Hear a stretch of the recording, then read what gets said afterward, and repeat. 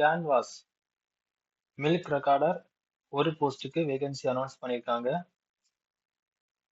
So இதுக்குள்ள interview date walk in interview என்னைக்குன்னா 18th May 2026. Salary 20,000 per month. Qualification any degree, gender male, age 21 to 40 years, two-wheeler driving license. Candidates with nativity of Andiur, Bargur Hills, Kadambur Hills and Erode district are preferred. Experience in animal handling is also preferred. So இது apply பண்ற method வந்து offline mode.